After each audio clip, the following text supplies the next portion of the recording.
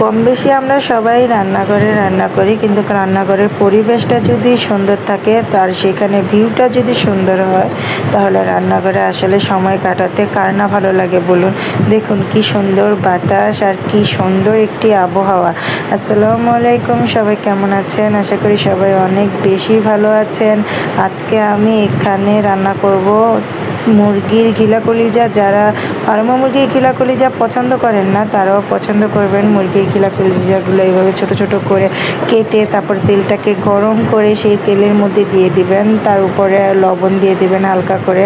কারণ হচ্ছে এই মুরগির ঘিলা কলিজাটা যারা পছন্দ করে না তারা অবশ্যই এটাকে খুব বেশি মজা করে খাবে। এটা লুচি বা পরোটা বা রুটি বা গরম পোলাও, গরম ভাতের সাথে অনেক সুন্দরভাবে যায়। এটা খেতে আসলে অনেক মজা লাগে। দেখুন এখানে যখন আপনি গরম তেলের মধ্যে দিবেন, কালারটা একটু চেঞ্জ হয়ে আসলে বা হালকা পানি উঠে গেলে তখন আপনি এটার মধ্যে একে একে সমস্ত মশলাগুলো দিয়ে দিবেন। এখানে আদা রসুনটা যদিও আমি দিতে ভুলে গিয়েছি, কিন্তু দেখুন এখানে কিন্তু আমি বেশি কিছুই দিইনি। কম বেশি আমরা সবাই রান্না করতে পারি, কিন্তু আমাদের রান্নার ধরনটা এক একজনের এক এক রকম, যে কারণে স্বাদটাও হয় এক একজনের এক এক রকম।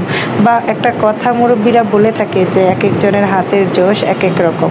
সব কিছু যদি দিয়ে আমরা একইভাবে রান্না করি কিন্তু স্বাদটা কিন্তু এক একজনের এক এক রকমভাবেই আসে।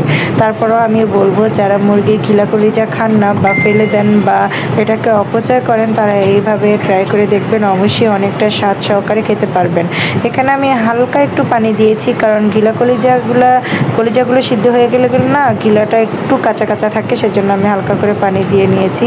আর এটা আমি খাবো রুটির সাথে। আর এখানে কিন্তু বেশি ছিল না সেটাও দেখতে পাচ্ছেন। যেহেতু আমি মুরগি নিয়ে আসলে একসাথে 2টা বা 3টা নিয়ে আসি, সেজন্য আমি এগুলোকে আলাদা করে আপনার ভাইয়ার জন্য রুটি দিয়ে খাবারের জন্য তৈরি করি। আর এটার কালারটা দেখেছেন কত সুন্দর এসেছে। আর এটার মধ্যে আমি পেঁয়াজটা সবার লাস্টে দিব, তার কারণ হচ্ছে পেঁয়াজটা সবার শেষে দেওয়ার কারণে এটা যখন হালকা হালকা নরম হয়ে আসবে, আপনি যখন এটা খাবেন তখন এটা একটা পেঁয়াজের সুন্দর ফ্লেভার আসবে। আর এটা সেজন্য খেতে অনেকটা ভালো লাগে। আমি কিন্তু সবসময় রুটি আগের দিন বানিয়ে রাখি।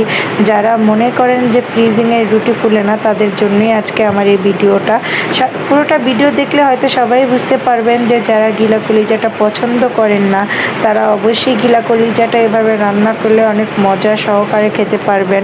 আসলে ভিডিওটা ছিল আমার আগের, বাট এডিটিং করতে পারিনি। আর রান্নাঘরের পরিবেশটা যদি হয় এরকম তাহলে কীরকম হয়, রান্নাঘরের পরিবেশটা যদি এরকম হয় রান্না করতে নিশ্চয়ই অনেক মজা। আমার ভিডিওটা কেমন হয়েছে সবাই কমেন্টস করে যাবেন। আমার ভিডিওটা আপনাদের কাছে কীরকম লেগেছে। আল্লাহ হাফেজ।